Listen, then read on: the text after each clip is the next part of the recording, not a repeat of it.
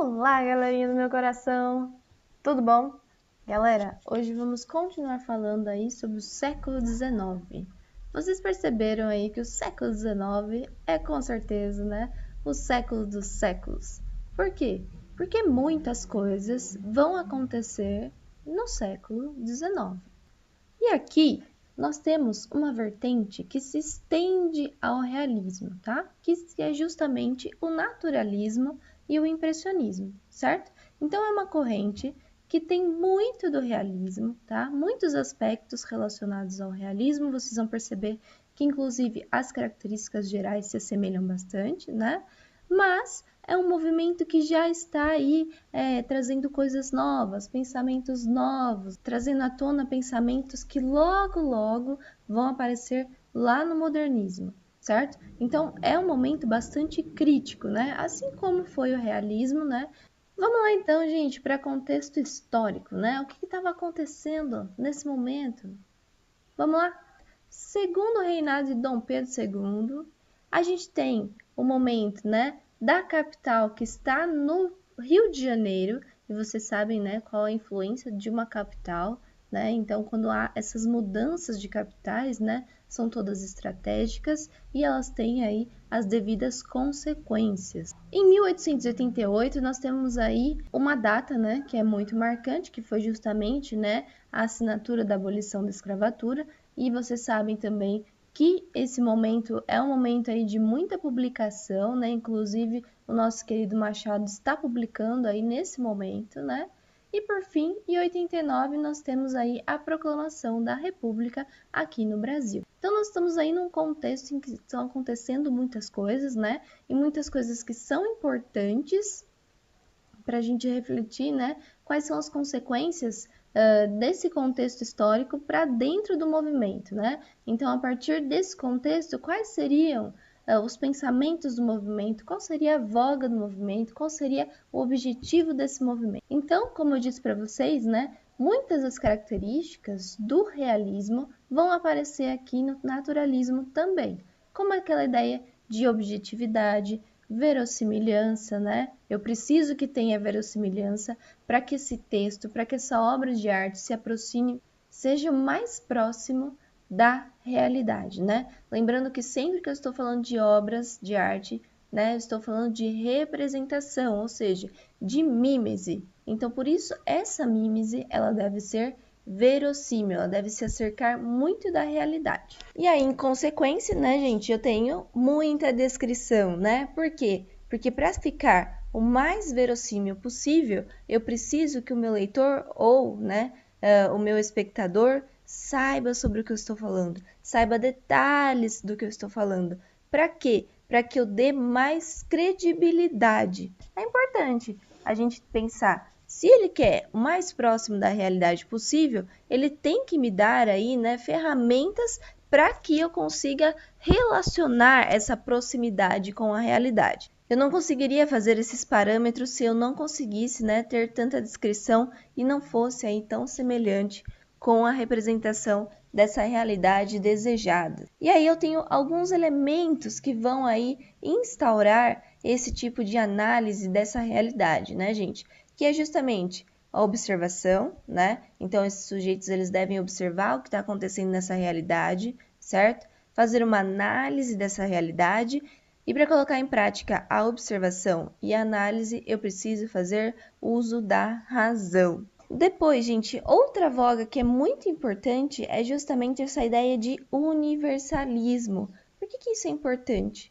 Vamos lá. Se a gente pensar, por exemplo, Machado de Assis, que a gente conversou um pouquinho, né, na aula passada, vocês vão perceber que essa ideia de universalismo está muito presente, certo? Por quê? Porque eu estou tratando de temas que são decorrentes, temas que são comuns, que fazem parte do cotidiano da sociedade, que fazem parte das relações sociais, como, por exemplo, a traição, né, as críticas sociais, ideológicas. Então, tudo isso vai fazer parte do cotidiano das pessoas, né? E são temas universais, né? Amor não correspondido, enfim, são coisas que podem acontecer aí com qualquer pessoa, né? Então, por isso nós estamos falando de temas universais, certo? E aí, Para eu ter, gente, essa ideia de verossimilhança, dessa mímese que se assemelha muito à realidade, né? Eu preciso ter um retrato fiel das personagens, tá? Então, trazendo ideias de classes sociais, né? De como essa personagem age, de quais são as ações dessa personagem, as características, tá? Eu preciso de tudo isso para que o meu espectador consiga interpretar aí de forma mais coerente possível. E aí, gente, nós temos tanto as teorias como as correntes ideológicas no realismo, pensando que aqui nós estamos falando de uma extensão do movimento, né? Então nós tínhamos aí como voga positivismo do Comte, né? Socialismo, tá? Então essa ideia marxista vai aparecer muito, principalmente pensando nessa ideia de análise da sociedade. Evolucionismo, aquela ideia do mais forte sobrevive, né? Depois, psicanálise, porque está refletindo sobre os comportamentos humanos, né? Sobre como o lugar que esse ser humano está inserido vai determinar nas tuas ações, né? E é esse o ponto alto, gente, que a gente vai chamar aí de determinismo, né? Que é um conceito criado pelo Taine. Então, o ser humano ele vai agir a partir, né, do seu contexto. Então, vai depender de onde ele está inserido, né, de quais são as pessoas que estão convivendo com ele. Isso vai influenciar muito no caráter e nas ações desse ser humano, tá? Então, se a gente fosse pensar qual seria a voga, tá, do naturalismo, é justamente essa ideia de determinismo, né? Que o ser humano ele vai agir a partir das coisas que acontecem com ele também, a partir dos ensinamentos que ele tem, a partir das problemáticas que ele tem que enfrentar, certo? Então isso tudo vai influenciar aí no caráter e na ação dessas personagens. E aí nós temos alguns autores naturalistas que são muito importantes, como é o caso aí do Aloysio de Azevedo. Vocês já devem ter ouvido falar sobre esse cara, né? É um cara importantíssimo, principalmente aí para esses pensamentos relacionados à realidade, né? De trazer essa mímese realista. Então, gente, esse cara foi de tudo, né? Como era assim, bastante característico, né? Desses autores que eram importantes, né? Para o momento. Ele foi caricaturista, jornalista, romancista, certo? Foi um diplomata e nasceu em 14 de abril de 1857 e veio a falecer na Argentina em 1913, galera. Esse cara é o escritor do nosso querido, do nosso tão aclamado e que o vestibular adora, o Cortiço. Mas, né, vamos pensar aí que ele escreveu outras obras que são muito importantes também, né? Como é o caso de O Mulato, O Cortiço, Casa de Pensão, certo? São obras aí muito emblemáticas. E aí, um dos romances que são muito famosos, né, desse cara, além do Cortiço, que para nós hoje é muito famoso, né, é justamente O Mulato, tá? Que foi publicado em 1881, certo? Então, é um romance aí que é muito importante, tá? Do Aloysio de Azevedo, apesar de não se falar muito sobre ele, né? Porque a gente dá bastante ênfase e acaba dando ênfase para o Cortiço. E quais são as características, gente, do romance desse cara? Vamos lá. É importante a gente falar que o Aloysio de Azevedo, ele fez aí um romance experimental. Lembra que eu falei para vocês que essa galera vai adiantar muito dos pensamentos do próximo movimento? Olá, gente, alguém quer participar da aula hoje? Vamos falar um pouquinho sobre romance de tese, ou também conhecido como romance experimental. Galera, nesse momento, esse pessoal estava pensando um pouquinho sobre a estrutura romanesca, certo? Ou seja, a estrutura do romance, né? Que até então era muito parecido com os romances europeus, tá? Então, o que eles queriam fazer? Algo que fosse um pouco mais, que representasse, né, melhor o Brasil, né? Então, para isso, eles precisavam experimentar novas formas de fazer romance. Então, por isso nós podemos aí dizer que são romances experimentais, certo? E o que vai aparecer dentro desses romances, gente? O Aloysio de Azevedo vai trabalhar muito aquela ideia de determinismo, tá? Vai aparecer muito dentro dos seus textos. Além disso, ele vai falar sobre a ideia de instinto, né? Ou seja, quando o ser humano é posto à prova, colocado em situações limites, como ele vai agir? Como que nós agimos, gente, em situações limites? Nós agimos por impulso, nós temos o nosso instinto animal, né? Então, isso vai ser muito falado também, né? Quando a gente é colocado à prova, quando a gente é colocado em situações muito difíceis, como nós vamos agir? Nós vamos ser extremamente racionais? Só se a gente for muito frio, galera. Só se for uma pessoa extremamente fria, que não sente nada, né? Para ela agir assim como um racionalismo impecável. Caso contrário, nós vamos agir por impulso, né? Vamos supor, uma mãe, se alguém mexer com o filho dela, ela vai agir por impulso. Ela tem aquele instinto animal de proteção, tá? Então, isso que ele vai falar. Numa briga, por exemplo, né? Lá no cortiço acontece muito. Como que a pessoa vai agir? Né? Ela vai partir para violência, em muitos casos, né? Muitos casos não ficam só no debate, não ficam só naquele debate civilizado, né? Muitas vezes nós perdemos as estribeiras, né? E pensa bem, num contexto como o cortiço, como aquelas pessoas iam agir, né? Então ele vai tocar muito nessa ideia, certo? Depois vai falar sobre coletividade, né? Que tem tudo a ver com o contexto, né? Sobre as questões que que eram pautas nesse momento, né?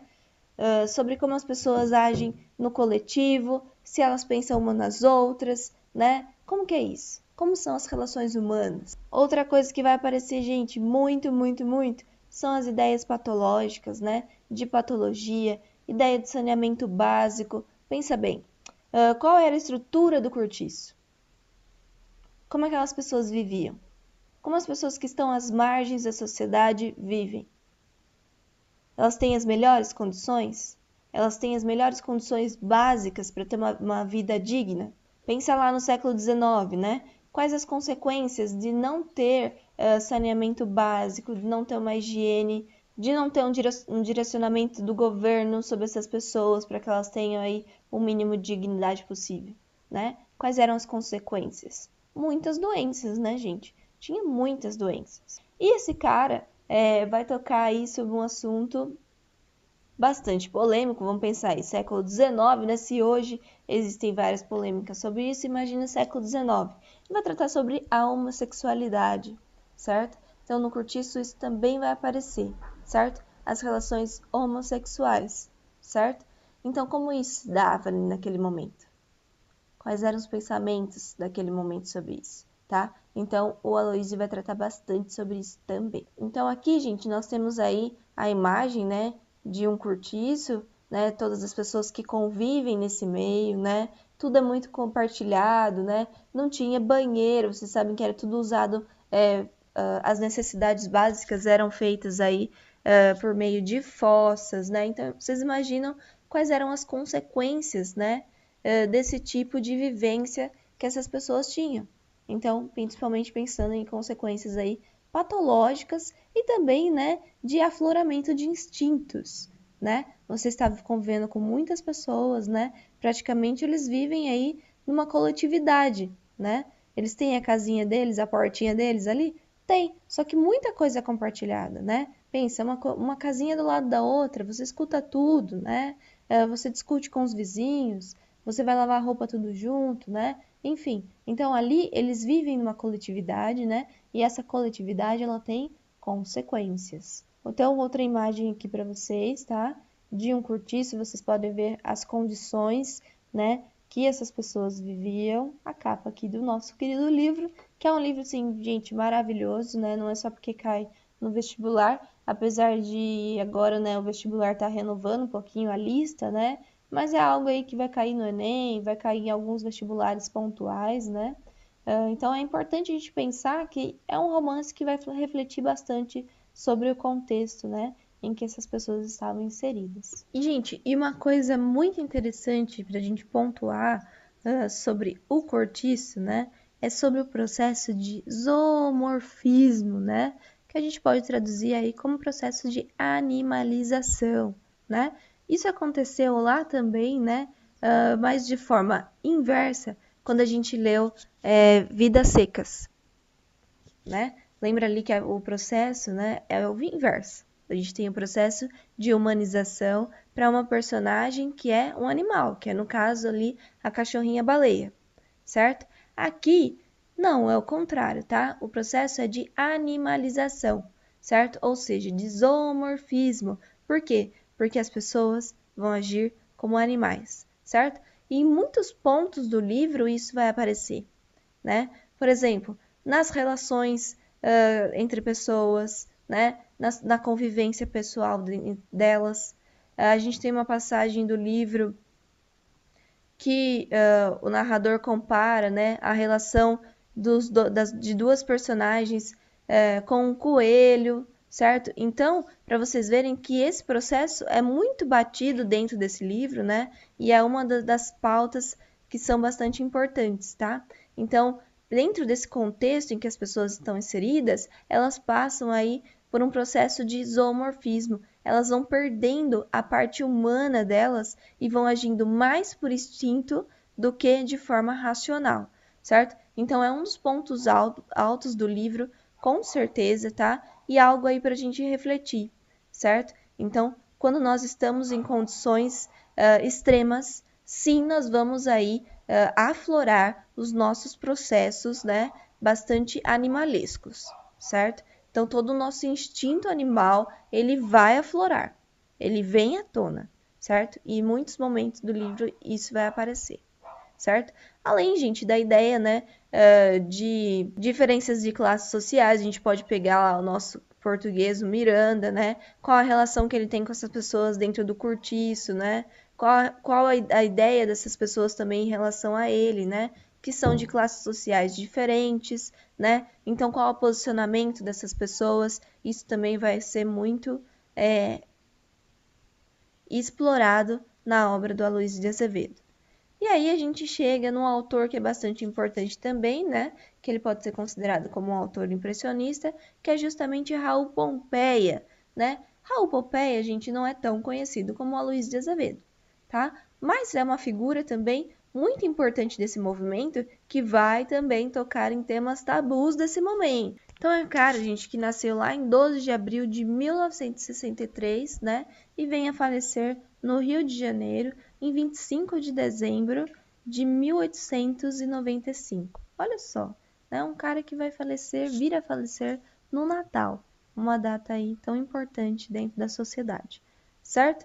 Então vamos lá, vamos falar um pouquinho sobre Raul Pompeia e sobre suas características. Primeira coisa, gente, apesar de nós estarmos falando de momento que é bastante racional, né, realista e tudo isso, né, aqui nós vamos ter alguns reflexos que são muito subjetivos, como eu falei para vocês. Apesar do movimento ser instaurado, né, no final do movimento, geralmente, nesse caso uma extensão do movimento realista, né, outros pensamentos começam a vir à tona, né, esses intelectuais começam a pensar de uma forma mais abrangente, né, não tão ríspida, não tão rígida como é no início do movimento, certo? Então aqui, apesar de se tratar de realidade também, nós teremos muitos reflexos que são ligados à subjetividade, tá? Então esse cara vai tocar muito aí nesses aspectos subjetivos em relação à realidade observada. Ele vai tocar em aspectos muito relacionados à ideia de memória, tá? A ideia de vingança. Vai ser um cara que vai tratar o texto de uma forma bastante satírica. E assim como fez Aloysio de Azevedo, é um cara que vai tratar sobre homossexualidade. E isso vai aparecer numa das suas obras mais importantes, que é o Ateneu, publicado em 1888. Essas características aparecem muito nessa obra desse cara, que é uma obra muito importante. Aqui nós temos a capa do livro e nós temos um pensamento do nosso querido Mário de Andrade acerca desse livro, né? Que ele diz o seguinte: o Ateneu é uma caricatura sarcástica da vida psicológica dos internatos. Digo caricatura no sentido de se tratar de uma obra em que os traços estão voluntariamente exagerados, numa intenção punitiva. Então vamos lá. Por que, segundo, né, Mário Andrade, o Raul Pompeia vai ser satírico, né? Ele vai ser satírico na intenção punitiva, ou seja, aquela ideia de usar como exemplo, galera. Então, muitos aspectos que vão aparecer nesse internato, tá? É um internato somente de meninos, então alguns momentos vão ser bastante aí satíricos e também com essa ideia punitiva. E aí, como não é um romance muito conhecido, eu trouxe um pedacinho aí, uma passagem muito rápida do romance para vocês, tá? Então vamos lá. Abriram-se as aulas a 15 de fevereiro. De manhã, à hora regulamentar, compareci. O diretor no escritório do estabelecimento ocupava uma cadeira rotativa junto à mesa de trabalho. Sobre a mesa, um grande livro abria-se em colunas maciças de escrituração e linhas encarnadas. Aristarco, que consagrava as manhãs ao governo financeiro do colégio, conferia assentamentos do guarda-livros. Do momento a momento entravam alunos, alguns acompanhados. A cada entrada, o diretor fechava lentamente o livro, marcando a página com um expandim de marfim, fazia girar a cadeira e soltava interjeições de acolhimento, oferecendo episcopalmente a mão peluda ao beijo contrito e filial dos meninos. Os maiores, em regra, recusavam-se à cerimônia e partiam com um simples aperto de mão. O rapaz desaparecia, levando o sorriso pálido na face, saudoso de vadiação ditosa das férias. O pai, o correspondente, o portador, despedia-se depois de banais cumprimentos ou palavras a respeito do estudante, amenizadas pela bonomia superior de Aristarco, que punha habitualmente um sujeito fora de portas com um riso fanhoso e o simples modo de assegurar-lhe os dedos. A cadeira girava de novo, a posição primitiva. O livro da escrituração mostrava outra vez as páginas enormes e a figura paternal do educador desmanchava-se voltando a simplificar-se na esperteza atenta à seca do gerente. A este vai-vim de atitudes estava tão habituado o nosso diretor que nenhum esforço lhe custava a manobra. Soldavam-se nele o educador e o empresário com uma perfeição rigorosa, dois lados da mesma medalha, opostos, mas justapostos. Quando meu pai entrou comigo, havia no semblante de Aristarco uma pontinha de aborrecimento. Decepção talvez de estatística, o número dos estudantes novos não compensando o número dos perdidos, as novas entradas não contrabalançando as despesas do fim do ano. Mas a sombra do despeito apagou-se logo e foi com uma explosão de contentamento que o diretor nos acolheu. Sua diplomacia dividia-se por escaninhos numerados, segundo a categoria de recepção que queria dispensar, e tinha maneira de todos os graus, segundo a condição social da pessoa. As simpatias verdadeiras eram raras. No âmago de cada sorriso morava-lhe um segredo de frieza que se percebia bem. E duramente se marcavam distinções políticas, distinções financeiras, distinções baseadas na crônica escolar do discípulo. Às vezes, uma criança sentia a alfinetada do jeito da mão a beijar. Saía indagando consigo o motivo daquilo, que não achava em suas contas escolares. O pai estava 2 trimestres atrasados. Então vamos lá, gente. Primeira coisa aqui, nós temos uma crítica ferrenha, né, aos comportamentos sociais e também às diferenças de classes sociais e os posicionamentos das pessoas em relação a isso. Vocês podem ver que esse diretor, né, desse internato, ele vai agir de uma maneira diferente para cada aluno, tá? E isso vai se pautar muito nas relações econômicas e políticas, tá? Então, apesar de ele parecer simpático, né? Se entra uma pessoa aí com poder aquisitivo maior, ele vai tratar melhor, né? Se ele tem aí alguns pontos políticos que são importantes para ele, ele vai tratar melhor, né? E aí, o que essa personagem fala? Que eles percebiam isso, né? Então, apesar de ele querer parecer simpático, eles conseguiam perceber essa distinção, tá? Então, é um ponto aí importante. Então, além de falar de homossexualidade, né, da relação desses meninos que conviviam ali, né, vai falar muito sobre crítica social, né, essas relações de poder, relação de luta de classes, né, de relação de pré-conceitos criados, né, a partir das condições das pessoas, tá? Então, são questões muito críticas, né, questões aí muito importantes para aquele momento, né, e até hoje, que eram aí colocadas em pauta nesse texto. Tudo bem, lindinhos? Então finalizamos aí o realismo, né, que é um momento aí muito importante da literatura, certo? E encerramos aqui, né, com duas obras que são muito importantes, realistas, né, que fazem parte aí do naturalismo e do impressionismo. Tudo bem, lindinhos? Então terminamos nossa aula por aqui. Beijinhos no coração de vocês e até!